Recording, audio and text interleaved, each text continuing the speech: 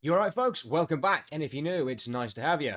So, a few months ago, I made a video going over the changes to 5-man content with the addition of Titan Rune Beta, and I'm going to do the same again with Gamma. However, the format will be a bit different this time because there aren't that many changes. The biggest is kind of the RDF, which will get a brief mention, but for the most part I want to keep that to its own thing, purely because I've got a bit to say on that subject in an upcoming video, and it will just avoid the two topics becoming an intertwined mess. But I will still touch on each dungeon grouping briefly and how they feel after a few weeks in the hands of the player base. Let's get into it then. Gamma, the next/current incarnation of Heroic Plus. Sadly, there's nothing too groundbreaking here. The TLDR is, if you did the dungeons in beta, you will know what to do in Gamma. All of the affixes, if you will, that were present in beta remain in Gamma unaltered, and unlike the jump from alpha to beta, there has been no iteration upon the additional mechanics added for the newest version of Titan Rune Dungeons, which some instances really could have benefited from. What is new then? Well, on top of the sort of kiss-curse thing they were going for with beta, they seem to have taken a page out of their own book with the Halls of Stone and Lightning. You now get a selection of buffs, one for each of the different roles you can play. Tank, healer, melee DPS, and ranged DPS. To acquire these buffs, you speak to a representative of the Silver Covenant or the Sun Reavers. They can be summoned at any time throughout the dungeon with a signet ring that magically finds its way into your bags once you enter a Gamma dungeon, and it also has a 24-hour duration. You also aren't required to take your role's specific buff, but you probably want to. You can take whichever buff you fancy, but they are designed for certain roles, and you won't get any use out of the buff that isn't designed for the role you are currently playing. For tanks then, you get Shield of Thorns. It's just the Druid buff, but cranked up to 11. This is strong, and I've seen tanks do some wacky things on the damage meter because of this buff. Enemies take anywhere from 2,000 to 2,800 damage each time you dodge, parry, or block. Yeah, it's basic, but you will do a lot of damage, and your threat should go through the roof with this buff active. Just round up a group of mobs and watch the prot warriors and paladins of this world pants their pals in the AoE department. It's a little bit beautiful. Healers, you get Confessor's Wrath. This is probably the weakest and weirdest of the bunch in terms of overall usage and design in Classic. Direct healing spells grant a stacking buff for 20% increased spell damage, capping out at 5 stacks and 100%. As I said, weird. It's very much encouraging what I would call a Mythic Plus playstyle. It's not been uncommon in retail for a long time that healers are expected to contribute to the damage in some way, and I have witnessed some crazy things in my retail adventures where that sort of thing is concerned. However, this is not retail. There's no timer to race against, thankfully, and I don't see why the healers need to be doing damage. They are healers. Their purpose, their role, their lot in life is to sustain their group and make sure people aren't counting the cracks in the floor. This could have been so much more interesting for groups and healers themselves. We could have had a buff that increases mana efficiency and healing power, allowing for possibly more interesting pulls because there is no fear of a healer running out of mana or simply not being able to heal the incoming damage. Alternatively, if they wanted to keep within the bounds of the ability they'd already designed, just give the damage increase to the rest of the party. When the healer heals their groupmates, they get the stacking buff. This way, the healer is still contributing to the group outside of simply just healing, and its effects are placed in the hands of people better equipped to utilize it. This would encourage healers to regularly top off their group to maintain the buff. Now, there might be an argument here that a more skillful healer can successfully weave some damaging abilities into their rotation without floundering elsewhere. I appreciate that, but no other buff in Gamma has an element of skill to it. They are just click and go and you wait for the proc. If we're going to debate about skillful usage, then the other buffs should have been designed with that in mind as well, but they clearly weren't, and because of that, this one does feel clunky in comparison. Melee DPS get Shatter Defenses. Not too exciting, but very simple, and it just does what it says on the tin. Melee attacks have a chance to apply a debuff on the target that increases all damage they take by 20%. That's obviously quite massive, but yeah, not much more to say. It's not interesting, but it's certainly effective. The proc chance is about 35% with a 25-second cooldown, so it won't be up on every mob all the time, it's just a nice little bonus, not that you really need it. But having said that, some of the groups in RDF have shown me that maybe some people do. Ranged DPS are granted the rallying cry of the tournament champion. It's a simple haste buff, a mini hero that can stack with other mini heroes and the big hero. Ranged crits have a 70% chance to increase the party's haste by 20% for 10 seconds on a 20-second cooldown. This thing pops off every other spell near enough. Again, simple but effective. And speaking from experience, there are some classes and some dungeons that really make it fun. When I'm playing my Shaman, a class that already has the hots for haste as it is, you pair that buff with the 30% haste you get from Nexus Dungeons plus Heroism, yeah, you go a bit mental. There have been some occasions where the tanks just haven't had a chance. I'm firing lightning bolts off so quickly that I'm barely seeing the cast timer. It's crazy, but it's kind of fun. Also worth noting that if you die in the instance, but you don't release and are resurrected, you will maintain your buff. But if you wipe and you release and run in, you will need to summon the ad and get your buff back, because it goes poof the second you leave the instance, even for a death run. There's also the obligatory increase to health and damage across the board. All damage goes up by 70% and health anywhere from 215 to 305%, depending on the dungeon, with the exception of the Utar Dungeons, which go up a staggering 880%. But taking into account how those dungeons work, it really feels no different to how it did in beta. And those are the changes. Not that exciting, unfortunately, which is a shame because I was very hopeful following the improvements from alpha to beta. It honestly changed how you approach the dungeons and the affixes within. For example, Gundrak and DTK. In alpha, you did not want to stand in the blood patches that spawned.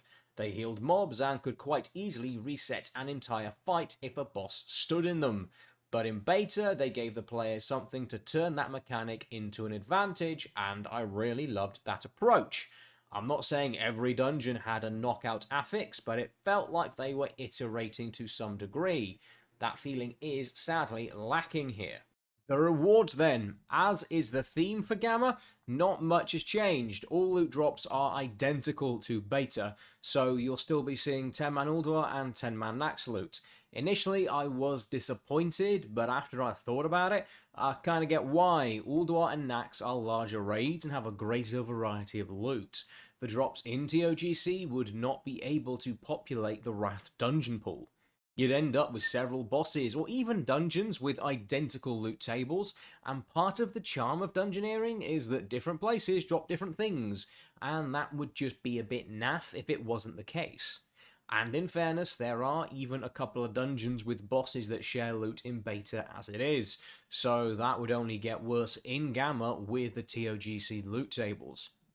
And Trial of the Crusader is a much easier raid to put together and get through when compared to the others, so if you need an item from there, it won't take an age to just do the instance itself. What is new and shiny, however, are the Defiler's Scourge Stones. This is the new version of the Sidereal Essence, and much like its beta counterpart, is a currency acquired via killing bosses and is used to purchase loot from the previous raid tier.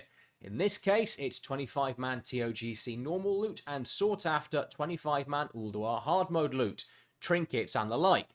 At a glance, you might let out a sigh of despair when you see the prices of these items, with the Ulduar loot requiring 60 Scourge Stones, but they have made a very good change in regards to the acquisition of this currency. Every boss now drops one. This makes getting them feel better and means that skip runs for the most part seem to be a thing of the past as they are no longer worth it. I've had the odd group in my travels that has opted for a skip. Generally in those cases I'm the odd one out in an otherwise full guild group and I'm just along for the ride, so tough luck for me. But despite the increased prices, it actually feels easier to get your hands on these items than it did the 10-man Ulduar loot via the essences. Speaking of, you can trade in Scourge Stones for essences on a 1-to-1, so if for whatever reason you need that loot, it is also now much easier to acquire. So, onto the dungeons themselves. I'll go over them very briefly because, as I said, the changes are not so massive that it requires any sort of in-depth explanation. If you want to know more about those, feel free to check out my previous video on the subject. You'll get all the details you need from that. So to start, the Nexus Dungeons and Violet Hold. Again, they feel much the same as they did in beta, however, when you put the stacking haste buff you get from killing the mirror images and the prop from the Gamma caster buff together, you will do some wacky things. Particularly if you are a caster, you'll be slinging your projectiles out at a cracking rate, and it is very, very satisfying, I won't lie. However, as an effort to make the Oculus more appealing, you now get 3 Scourge Stones from the final boss's chest. Reasons obvious, people tend to drop group if they end up in the Oculus, so it's just there to try and make sure people don't. They still do, but if you need a decent load of stones from a single dungeon, Oculus is a good way to go. The Utar Dungeons, still immense fun with the toned down Yogg buffs, and you stick the new Gamma buffs on top of that, it's just crazy numbers galore. You still need to be clever with the tentacles that you'll come across. For example, the first mob in Halls of Lightning is a tentacle, but if you don't want to go insane and die before you kill it, which I've seen happen far too many times, you will need to pull the mobs just behind it to get your buff stacks up faster and activate the beefy buffs. It's just good fun, same as beta. If you want to just flex on the damage meter for 15 minutes, this'll do the trick. The Spider Dungeons. Yes, the annoyance of the webs remain, and the peculiar buff is still a thing. And yeah, this is one of those affixes that really could have done with some tweaking. As I said during my beta video, you get a buff that stacks the longer you're webbed and increases the output of your next few abilities. It still feels clunky, and you don't really get any use out of it unless you're in a group that really isn't all that snappy on freeing people from web wraps. This is definitely one affix that was in need of some continued development, at least in regards to how the buff works. Again, as I said during my beta video, if you got it for actively freeing people, you'd get more use out of the buff, and it would be a greater incentive to free your fellow man from a sticky and spider-filled death. One thing I want to mention though is the Old Kingdom. This is a dungeon that since the beginning of time has been subject to skip after skip after skip after skip. I believe the most recent advancement in that department required a warlock and a mage, so you could do some wall clipping mumbo jumbo and summon people through it to effectively skip all the way to the last boss. If you didn't do that, standard practice was to skip first boss, kill second, skip third and fourth, and run straight to the final boss. However, with the Defiler's Scourge Stones being a thing, skips are much, much rarer, and because of that, you might run into a few people who don't actually know what the bosses do. Amanitar and Jadoga, more specifically, tend to be the bosses where people either have no clue what to do during the encounter, or they just ignore the mechanics, stand in the fire, so to speak, and get converted into a fine paste. So it might be worth double checking with your party members that they actually know what to do with those bosses.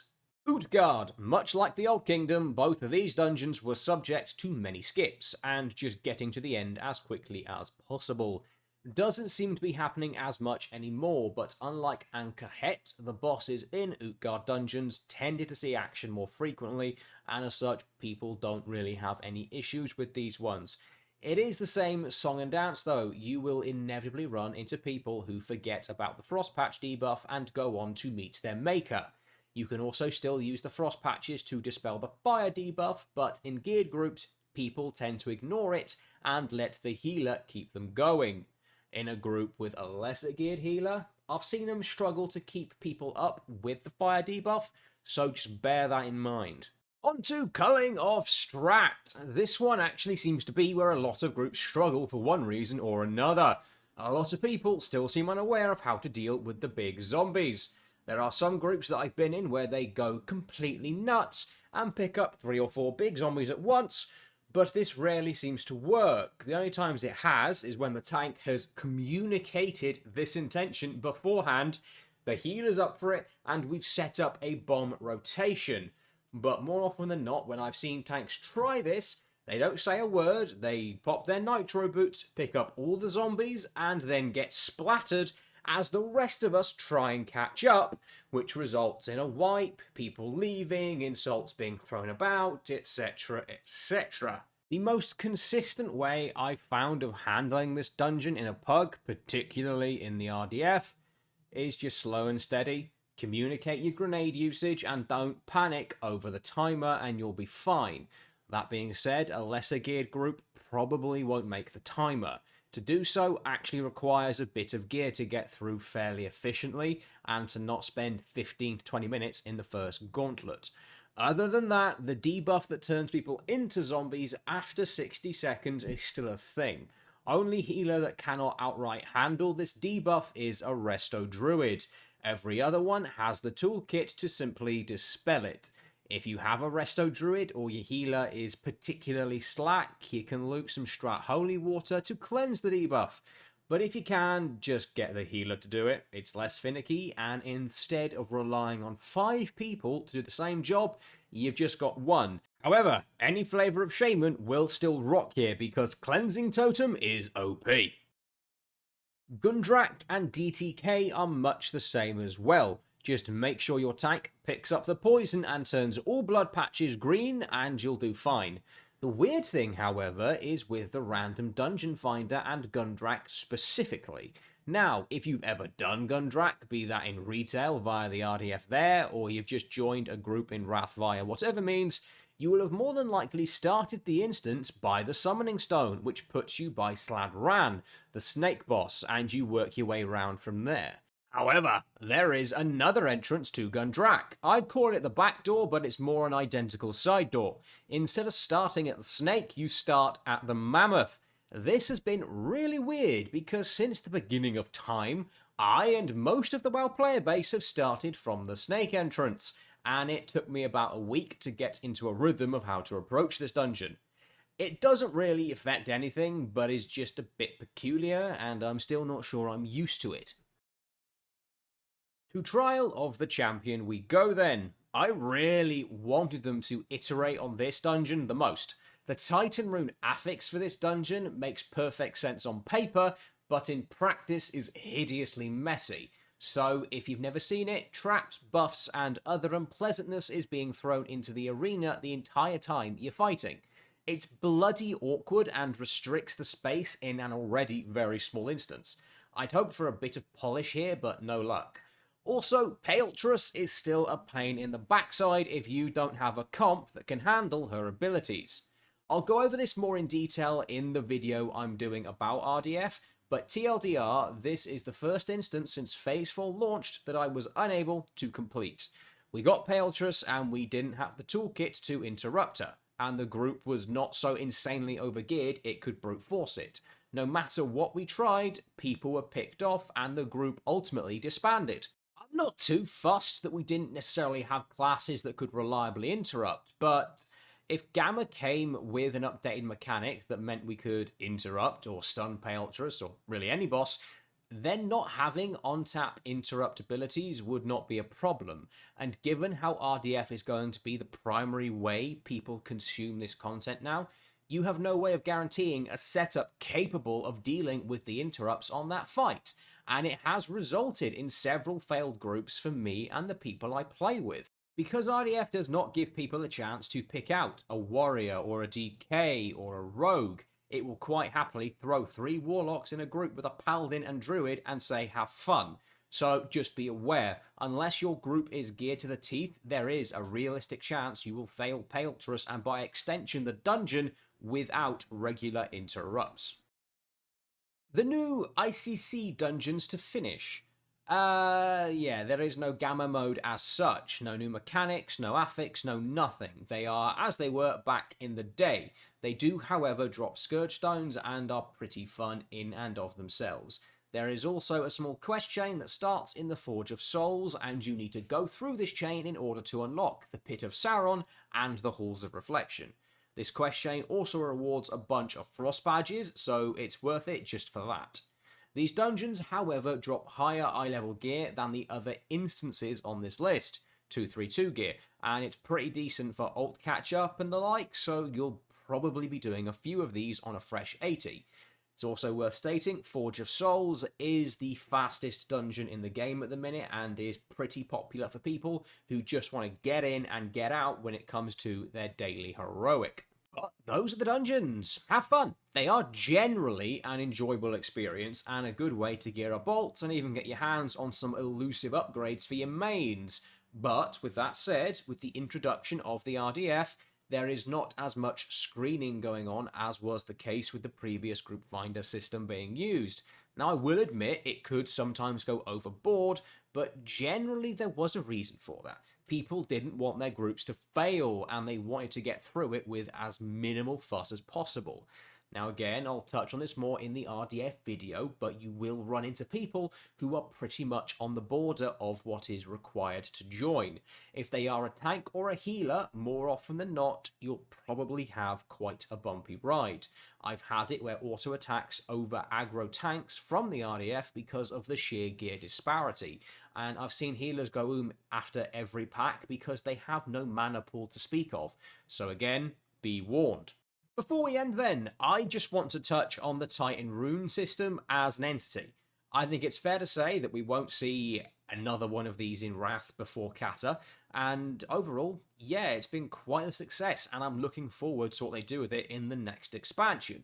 If they hadn't at least tried to change it up each patch and left it as it was in Alpha, I would not be so keen to sing its praises. Titan Rune Alpha dungeons were just not fun, and the rewards are really lackluster.